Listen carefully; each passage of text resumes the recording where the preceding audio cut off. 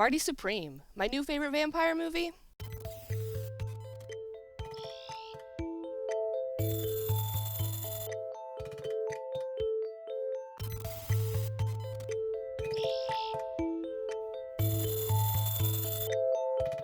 Hello, everyone, and welcome to Let's Letterboxd, the podcast where we review Letterboxd reviews. I'm your host, Katie, and today we're going to dive into Marty Supreme.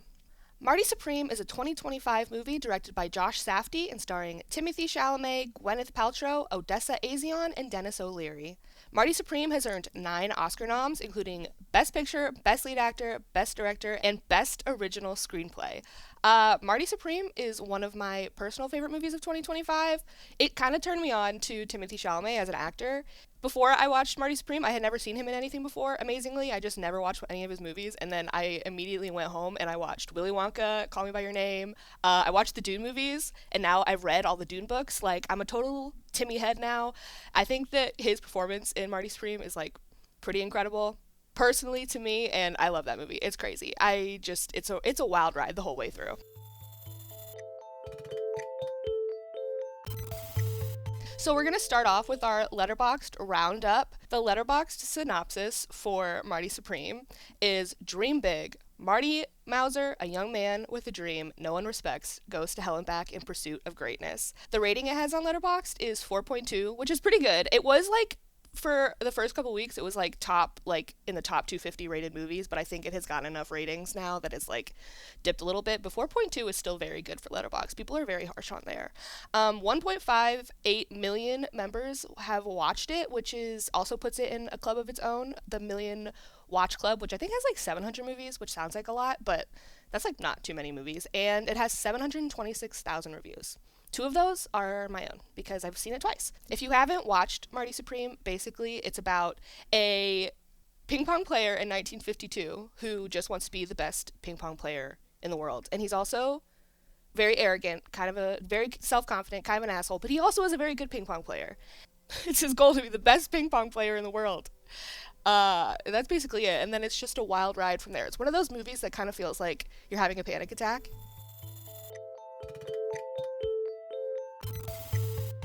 So we're going to do our Letterboxd review speed round where I read a couple of just short, funny reviews. We have Theo with their 4.5 star review of Marty Supreme. They say, I've never done cocaine, but this is what I imagine it feels like. And that one has 12,000 likes. Basically, that's what I hear about the Safdie brother movies, is that they all feel very stressful and they feel like 2.5 hour panic attacks. I haven't watched their other movies, but I do plan to now. One of them has Robert Pattinson in it, so, gotta get in there. Yashley, with their 4.5 star review, says, shout out to Timothy for finding the only sport where he could conceivably play a pro athlete. I love that. Because, well, he's very skinny. But, the Challengers actors are also very skinny, He could be, well, actually, I don't know. He doesn't look like he could be a tennis star. Lucy, with their 3.5 star review, says, a lovely reminder that even the most deplorable piece of shit assholes on the planet can still become fathers, with a little heart emoji. Nothing can stop you from becoming a dad. That's so true. Esther, with their 3.5 star review, says, Josh Safdie, their director, is a total coward for not showing us Timmy kissing the pig. I feel like, personally, I feel like watching Timmy with his pants down getting spanked with a ping pong paddle by Shark Tank's Dennis O'Leary is like punishment enough. We didn't need to also see him kiss the pig. I was kind of dreading watching him kiss the pig. I'm glad I didn't have to watch him kiss the pig. I watched this movie with a group of friends, and when it got to the scene where he was getting spanked with his bare butt with the ping pong paddle, I was like cowering. I was like in my friend's arms cowering. It was so hard. It was so much. Blue Ghost, with their 5-star review, says, I feel like I was hunted for sport and beat severely for 150 minutes. Agree. I love that. Reviews like that, because it does feel like that. Joshua Pictures, with his 5-star review, says, I came for ping pong balls, left with a stress disorder. It reminds me a lot of Succession. I don't know, that's a TV show. I don't know if you ever watched it, but Succession is very similar in its ability to make you feel like you're being hunted for sport while you're just sitting on your couch. It's very good. We are going to move on to a couple more serious reviews, a little digging in a little bit deeper. I have a positive review here. 4.5 stars by Seth's Reviews. They say equals Timothée Chalamet's current career pursuit. An openly declared desire for greatness, written and constructed for him to thrive, which he achieves to an astounding degree with a performance brimming with grandeur. A proclamation that bypasses modesty. This is a chase in its purest form, electrifying from beginning to end. Madness, consistently ironic and self-aware, with the most insane surprises around every corner, pulled many, many chuckles from me. A ticking time bomb with the anxious itch of Good Time and Uncut Gems penetrating through. What a fun watch. Yeah, Good Time and Uncut Gems are the other Safdie brother movies that I want to watch.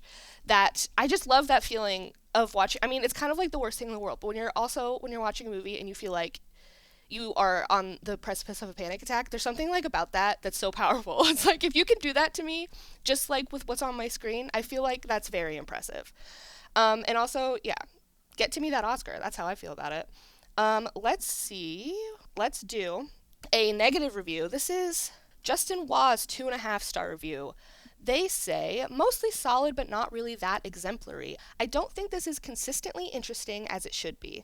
I feel like this is one of those films that people will glaze simply because of Timothée Chalamet's Oscar-hungry performance, which really struck me as one note and I didn't altogether care for. For a film like this, it takes a certain star power from an actor to really sell this. Think Adam Sandler in Uncut Gems or Robert Pattinson in Good Time.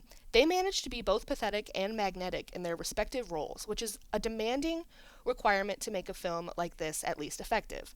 And while Timothée gives a no-holds performance, he's not able to embody opposing qualities at once. He's only charismatic. Also, that ending? The ending, if I'm going to spoil it, you should watch Marty Supreme.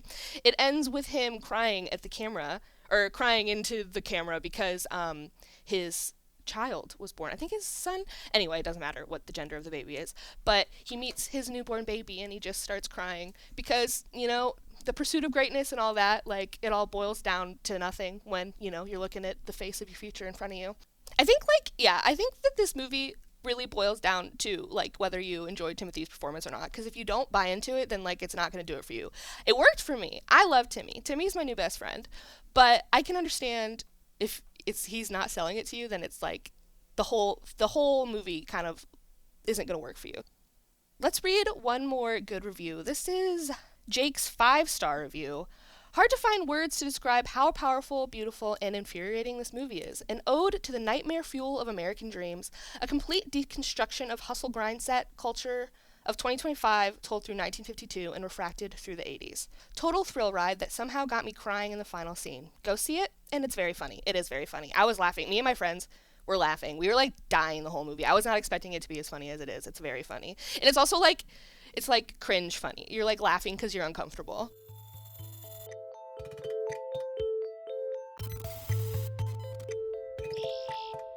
Marty Supreme is undeniably one of the most exciting and zeitgeisty movies of last year. And I'm rooting for Timmy to win that Oscar. I can't help it. I love Timmy, but also it would be very exciting if he got the Oscar because he'd be setting a lot of records. He's a young guy, and I'm rooting for him. Get that Oscar, Timmy. So thank you for listening. I'm Katie, and this has been Let's Letterboxd. You can leave your Marty Supreme thoughts in the comments, and you can follow the podcast on Spotify, and you can follow me on Letterboxd at KTLeffs, KTLEFFS. Thank you for listening. I hope you have a great rest of your day. Goodbye!